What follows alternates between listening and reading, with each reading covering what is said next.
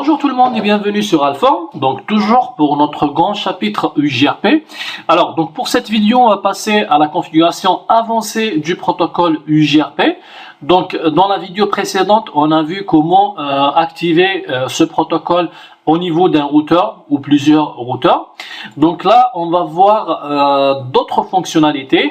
Donc pour le plan de cette vidéo, donc on va voir la topologie à utiliser pour le lab, les mises à jour du protocole UJRP.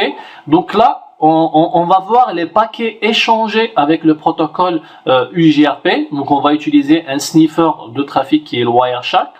Après, on va passer aux terminologies qu'on a vues précédemment dans les vidéos théoriques.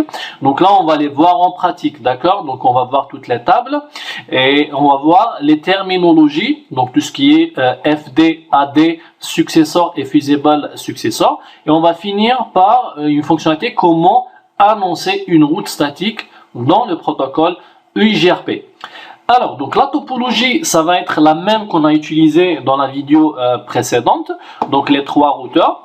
On va supposer que c'est déjà configuré avec le protocole UJRP, d'accord? Donc pour ne pas perdre du temps, on ne va pas reconfigurer le protocole UJRP, donc on va utiliser la même topologie. Et là, on s'est arrêté, ça veut dire qu'on va supposer que le protocole UJRP est déjà configuré au niveau des trois routeurs. Alors, donc on va vérifier, on va commencer par vérifier si tout va bien pour les trois tables. Donc la table de voisins, la table topologie et la table de routage. Alors, donc commençons par le routeur R1. Donc si on fait un show IP UJRP neighbor, donc là on voit bien que les voisins sont bien montés. Donc on va au niveau du deuxième routeur. Donc le routeur R2, pareil, on va faire un show IP UJRP neighbor. Donc là on voit les deux voisins. R3, show IP UJRP neighbor. Donc pareil, on voit les deux voisins. Alors si on fait un show IP route pour la table topologie, pour la table de routage, pardon. Donc là on voit tous les réseaux, d'accord? Alors maintenant, première étape. On va essayer de voir les paquets échangés entre les routeurs R1, R2 et R3. Donc là, la topologie, elle est stable. Donc les routeurs ont activé le protocole UJRP au niveau des trois routeurs. Donc première étape, c'est quoi? C'est l'échange des paquets Hello pour construire la relation de voisinage. Alors, donc on va lancer notre sniffer de trafic, le Wireshark, au niveau de cette interface. Donc là, je l'ai lancé au niveau de cette interface, hein, d'accord? Ça veut dire tout le trafic, on va voir tout le trafic qui circule entre R1 et R2 en passant par ce lien. Alors, donc là, on voit les paquets Hello qui sont échangés entre les deux routeurs. Donc là, par exemple, si je prends ce paquet, donc la source c'est 172.16.1.2, ça veut dire que ça provient du routeur R2 et la destination c'est 224.0.0.10, donc c'est l'adresse multicast qui est utilisée pour le protocole UJRP. Et c'est quel type de paquet? C'est les paquets Hello, d'accord, qui sont échangés toutes les 5 secondes entre les routeurs. Donc là, la source, on la voit toujours, soit c'est 172.16.1.1 qui est l'adresse IP du routeur R1, ou bien 172.16.1.2 qui est l'adresse IP du routeur R2. D'accord? Donc ça, c'est les paquets Hello qui sont échangés tout le temps entre les routeurs pour garder les relations de voisinage. Alors maintenant, ce qu'on va faire, on va essayer de voir les autres types de paquets. Donc, les paquets UJRP et les paquets Hello, il y a les paquets Query, il y a les paquets Reply, les paquets Update et les paquets ACK, les accusés de réception. Donc, nous, ce qu'on va faire, on va, par exemple, au niveau du routeur R1, on va faire une petite simulation, on va faire un shutdown sur une interface loopback. Et lorsqu'on fait un shutdown sur une interface loopback, ça veut dire quoi? C'est comme si le réseau il est tombé en down. Et dans la partie théorique, on a vu ce qui se passe lorsqu'un réseau il tombe en down. Donc le routeur il envoie un query pour tous ses voisins. Ça veut dire que logiquement le routeur R1 il va envoyer des queries pour le R1 et pour le R3. D'accord? Donc on va essayer de faire ça avec, on va essayer de voir ça avec le sniffer de trafic. Donc commençons déjà par désactiver une interface loopback, par exemple l'interface loopback 0. Alors, on va entrer en mode configuration globale. Donc, interface loopback 0. Donc, si je vais faire un shutdown, et juste après, on va au niveau du sniffer de trafic pour voir ce qui se passe. Alors, donc là, on voit bien un query qui a été envoyé par qui? Par le routeur R1. Donc, il a envoyé un query pour qui? Pour le routeur R2. Donc, l'adresse de source, c'est l'adresse IP du routeur. Et l'adresse de destination, c'est 224.0.0.10, qui est l'adresse multicast. Ça veut dire qu'il envoie pour tout le monde, pour tous ceux qui sont configurés en protocole UJRP, avec cette adresse multicast. D'accord? Et ça, c'est quoi? Donc, ça, c'est l'accusé de réception de ce query. Donc, les messages ACK. D'accord? Alors, si on va maintenant, si on veut voir le contenu de ce paquet query, donc on va ouvrir cette partie et là on voit bien que c'est un query qui a été envoyé par rapport à quel réseau? Par rapport au réseau 10.1.00/24. Et ça, c'est quel réseau? C'est le réseau de l'interface loopback qu'on vient de désactiver. D'accord? Donc là, il y a eu un envoi d'un query. Et là, on voit bien qu'il y a un reply. Un reply, c'est pour dire que je n'ai pas de route par rapport à ce réseau. D'accord? Après, donc, dans les vidéos prochaines, on va voir la notion du stack inactive. Et ça, c'est des choses qu'on va voir en détail. Donc là, pour cette vidéo, on va se contenter de voir juste les messages qui sont échangés. C'est ça le but. Donc, on a vu les paquets hello. Sans rien faire, il y a toujours les paquets hello qui circulent. Donc, s'il y a un réseau qui tombe en down, le routeur, il va envoyer un query pour tout le monde avec cette adresse multicast. Et après, le reply, c'est quoi? C'est une réponse à un query. D'accord? Donc, un reply, c'est une réponse à un query. Alors, maintenant, on va activer l'interface loopback et on va voir quel type de message le routeur R1 il va envoyer. Donc, on va l'activer avec la commande no shutdown. Alors, on revient à notre sniffer de trafic. Et donc là, on voit qu'il y a un message qui a été envoyé qu'on n'a pas vu pour le moment. C'est quel type de message? Ça doit être quoi? Ça doit être un message update. Alors, on va essayer de chercher ce message. On le trouve, donc il est ici. Donc, ça a été envoyé par le routeur R2 ou bien R1. Voilà, donc le routeur R1. Lorsqu'on a activé l'interface, ça veut dire quoi? Ça veut dire qu'il y a un nouveau réseau. C'est comme s'il n'y avait pas de réseau, on vient de mettre un nouveau réseau qui est le réseau de l'interface loopback. Et donc le routeur R1, automatiquement, il doit envoyer une mise à jour à tout le monde avec cette adresse multicast pour leur dire que je viens d'avoir un nouveau réseau. Avec quel type de message? Avec le message update. D'accord? Donc là, on découvre un autre type de message. Si on veut voir les détails de ce paquet update, donc on va cliquer sur l'update et là on voit bien que le routeur il a envoyé un update par rapport au réseau de l'interface loopback qui est le 10.1.0.0/24 pour leur dire que je viens d'avoir un nouveau réseau. Donc en résumé, quel type de paquet on a vu sur le Wireshark? Donc on a vu les paquets hello qui sont envoyés périodiquement avec une fréquence de 5 secondes. On a vu les paquets query. Lorsqu'on perd, le routeur il perd un réseau, donc il envoie un query pour tout le monde. Le reply, c'est une réponse par rapport à un query.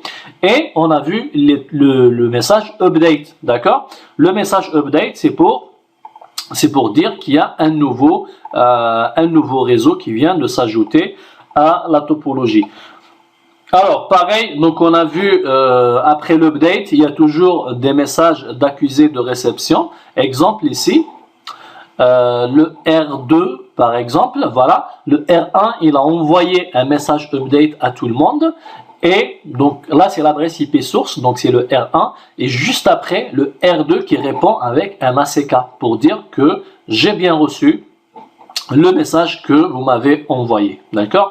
Donc là, on voit les 5 types de paquets. Hello, query, reply, update et accusé de réception.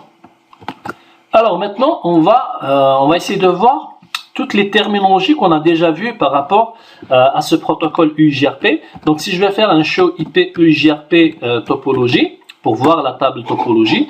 Donc par exemple, là on est au niveau du routeur R1. Donc là on est au niveau du routeur R1. Je vais juste réduire la fenêtre pour que ça soit plus clair. Voilà, donc je suis au niveau du routeur R1. Donc pour joindre le réseau 10.2.0.0, qui est ce réseau, j'ai combien de chemins possibles? Alors théoriquement, j'ai deux chemins. Donc le premier et le deuxième. Mais par contre, le routeur, au niveau de sa table topologie, il a mis un seul successeur pour ce réseau. Ça veut dire quoi? C'est quel chemin? C'est le chemin en passant par cette adresse IP, le 172.16.1.2, qui est l'adresse IP du routeur R2. Pourquoi? Alors, à votre avis, pourquoi? C'est une chose qu'on a, sur laquelle on a insisté tout à l'heure dans la vidéo précédente. C'est du fait que le routeur R1, pour qu'il mette un deuxième ou un troisième chemin au niveau de sa table topologie, il faut que sa AD doit être, la AD en passant par ce chemin, c'est quoi? C'est à partir de R3 jusqu'à la destination. Cette AD doit être strictement inférieure à la FD du meilleur chemin, qui est ce chemin. D'accord? Donc, comme la condition elle n'est pas satisfaite, donc le routeur R1, il ne va pas mettre ce chemin dans sa table topologie. D'accord? Alors, maintenant, si on change la bande passante au niveau des deux interfaces, du R2 et du R3. Donc là, par défaut, c'est du 100 mégas. Donc nous, on va changer la bande passante au niveau de ces deux interfaces, la rendre par exemple 150 mégas ou bien 200 mégas, de telle sorte à ce que le routeur R1 aura une métrique inférieure par rapport à celle qui est maintenant. D'accord? Donc le fait de changer cette bande passante, alors, en changeant cette bande passante, ça ne veut pas dire que la bande passante va changer, la vraie bande passante. C'est juste pour les calculs du protocole UJRP. Donc par défaut, il prend 100 mégas parce que c'est une liaison à 100 mégas pour les calculs UJRP. Mais si on lui dit bandwidth 150 mégas par exemple, il va prendre dans ses calculs 150 mégas. Mais la vraie bande passante reste toujours la même. D'accord? Donc ce qu'on va faire, on va au niveau du routeur R2 et R3 au niveau de ces deux interfaces et on va augmenter la bande passante qui va être calculée, utilisée pour les calculs du protocole EIGRP. Alors juste pour savoir on est sur quelle interface, donc on doit cliquer ici. Donc ça veut dire quoi? Ça veut dire qu'on doit faire ça au niveau de la Fast Ethernet 01 et 01 des deux routeurs. Alors commençons par le routeur R2. Donc on va commencer par le routeur R2. On va rentrer en mode configuration au niveau de l'interface Fast Ethernet 01 et on va taper la commande bandwidth. On va lui dire par exemple 150 000, ça veut dire 150 mégas. Alors, sauf que pour qu'il prenne en considération ce calcul, il faut faire un clear IP UJRP et mettre le numéro de l'AS. Alors, neighbor. Voilà, on peut faire entrée. Voilà, c'est juste pour recalculer. Et on doit faire la même chose au niveau du routeur R3. Donc, conft, pareil. On doit rentrer en mode configuration sur l'interface Fast Ethernet 01. Et on va taper cette commande 150 000. Voilà. Et juste après, on va faire un clear IP EIGRP 90 neighbor. Donc là, pareil, il va recalculer. Au niveau, on revient donc au niveau du routeur R1. On va faire un clear IP EIGRP 90 qui est le numéro de l'AS. Et juste après, donc là, on va vérifier. Voilà les deux neighbors qui viennent de monter. Si on fait un show IP EIGRP topologie pour voir la table de topologie, alors qu'est-ce qui a changé maintenant? Donc là, on voit bien que pour aller au réseau 10.2.2.0, donc on a deux chemins possibles, d'accord, au niveau de la table topologie. Maintenant, il a pris les deux chemins. Le premier chemin, il a pris le deuxième chemin. Pourquoi? Parce qu'on a augmenté en bande passante ici. Ça veut dire quoi? Ça veut dire qu'on a une métrique meilleure. Et du coup, donc, cette AD, elle est inférieure à la FD du meilleur chemin. Alors, la FD du meilleur chemin, c'est quoi? C'est cette valeur. Et la AD de ce chemin, c'est cette valeur. En passant par R3, c'est cette valeur. Est-ce que cette valeur est inférieure à cette valeur? Oui, donc elle est inférieure. Et c'est pour ça que le routeur R2, maintenant, il a pris ce deuxième chemin, il la met dans la table topologie. Mais est-il toujours au niveau de la table de routage, est-ce qu'il va choisir ce chemin ou bien les deux? Eh bien, il va choisir le premier chemin. Pourquoi? Parce qu'on a une métrique meilleure que celle du deuxième chemin. D'accord? Et donc là, on voit bien qu'il y a un seul successeur. On peut vérifier ça avec un show IP route pour la table de routage. Donc là, on voit bien que pour aller au réseau 10.2.0.0, alors il est où le réseau 10.2.0.0? Voilà. Donc pour aller au réseau 10.2.0.0, il a choisi le chemin avec la meilleure métrique. Donc cette valeur doit être exactement cette valeur. Donc c'est 156 160. Donc là, effectivement, c'est 156 160 via le 172.16.1.2 qui est l'adresse IP du routeur R2. D'accord? Donc là, en changeant la bande passante ici, le routeur automatiquement, il va prendre ce chemin puisqu'il satisfait la condition du AD inférieur à la FD du meilleur chemin. Donc là, on vient de parler de cette notion FD et AD. On peut parler même de la notion du successeur et fusible successeur. Donc si on revient à la table topologie, ou bien je vais retaper carrément la commande chez IPUJRP topologie. Donc là, par exemple, on a un seul successeur, c'est le meilleur chemin. D'accord? Par contre, si on prend un deuxième cas pour aller à ce réseau, qui est le 172 16, alors c'est quel réseau? 16.3.0. Donc, si on le voit ici au niveau du schéma, on a combien de chemins possibles pour ce réseau?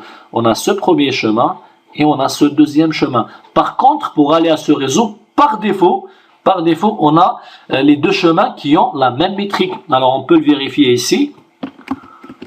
172, 16.3.0 pour aller, on a deux successeurs. Pourquoi deux successeurs? Parce que les deux chemins, en passant par les deux routeurs, ont la même métrique qui est cette valeur. La même FD et la même AD. C'est la même distance. D'accord? Donc automatiquement le routeur, qu'est-ce qu'il va faire dans ce cas par rapport à la table de routage? Lorsqu'on voit ici deux successeurs, automatiquement il va mettre les deux au niveau de la table de routage. Et ça veut dire quoi? Ça veut dire que le routeur, il va faire du load balancing ou bien un partage de charge pour ce réseau. Donc on le voit ici. Je vais agrandir la fenêtre et je vais retaper la commande. Voilà, donc pour aller au réseau 172.16.3.0/24, on a les deux chemins en passant par les deux routeurs parce qu'on a la même métrique. D'accord? Donc il va envoyer un paquet à travers ce chemin et un deuxième paquet à travers ce chemin et ainsi de suite. D'accord? Ça parce qu'on a la même métrique en passant par les deux chemins. Alors maintenant on va voir une petite fonctionnalité qui peut servir dans certains cas lorsqu'on veut annoncer un réseau qui n'est pas forcément directement connecté. Donc première solution, on l'a vu avec les interfaces low-back par exemple. Si je veux annoncer un réseau et j'ai pas forcément de machine connectée derrière, je peux créer une interface low-back et l'annoncer, le mettre dans le protocole de routage avec la commande network. D'accord? Maintenant, si pour une raison X ou Y, je ne veux pas créer une interface low-back, je peux le faire avec une route statique. D'accord? Donc l'idée, c'est d'entrer en mode configuration globale avec la commande IP route que vous connaissez bien pour les routes statiques. Et là, on va le pointer sur une interface nulle qui n'existe pas. D'accord?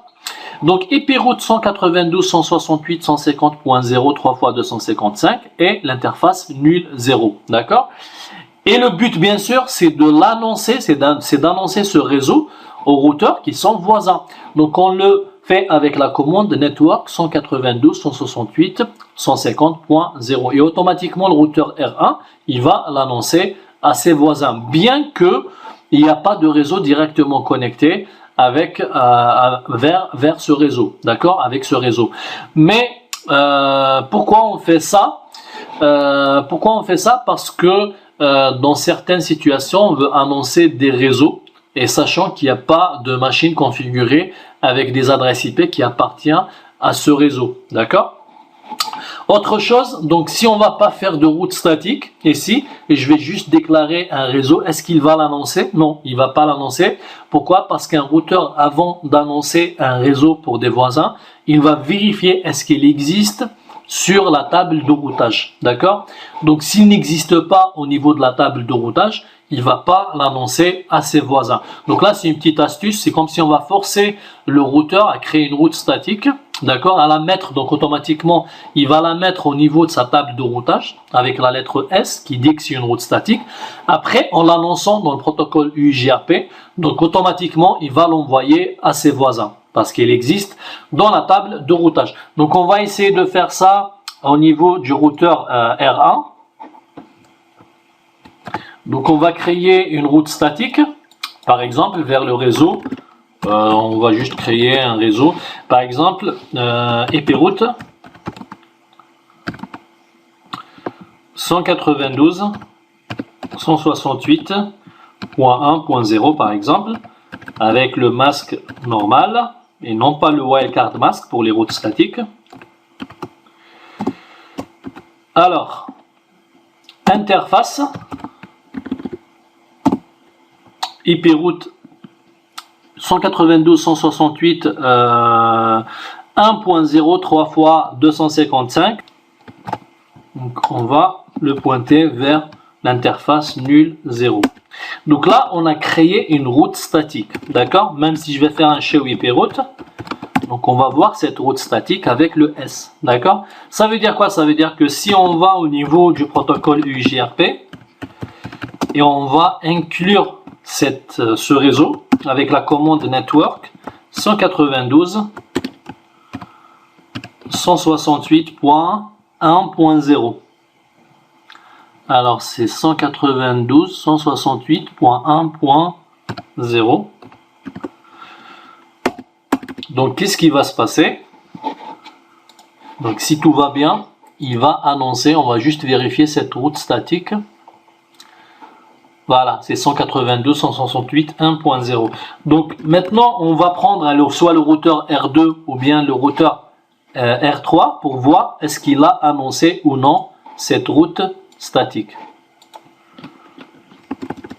Alors si je vais faire un show IP route, donc effectivement, donc là on voit le réseau 192.168.1.0 qui a été annoncé par le routeur R1. En D, ça veut dire quoi? Ça veut dire que ça vient avec le protocole UJRP. Via quoi? Via l'adresse IP du routeur R1. D'accord? Donc là, on vient de voir comment annoncer une route statique avec le protocole UJRP. Donc voilà, on arrive à la fin de cette vidéo pratique à 100%. Donc ce qui est bien, c'est qu'on a vu tous les paquets UJRP avec un sniffer de trafic, donc on le voit mieux maintenant. On fait la différence entre les 5 types de paquets. Donc les paquets Hello qui sont envoyés tout le temps, même sans rien configurer, pour garder les relations de voisinage entre les routeurs.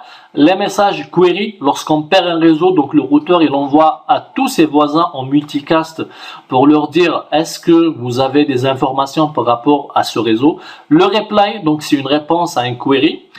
Et on a vu les messages update, donc lorsqu'il y a une mise à jour, par exemple on vient de rajouter un réseau comme on a fait pour le routeur R1, lorsqu'on a rajouté le réseau de l'interface loopback, donc on a vu que le R1 a envoyé tout de suite un message update à tous ses voisins pour leur dire qu'il y a un nouveau réseau. Dernier type de message, c'est les messages accusés de réception qui sont utilisés pour les queries, les replies et les messages update. Alors tout ce qui est terminologie, donc maintenant on le voit plus clair avec cette partie pratique. Donc on a pris l'exemple où le routeur R1 a choisi un seul chemin, même au niveau de sa table de topologie, pour le réseau qui est derrière R2.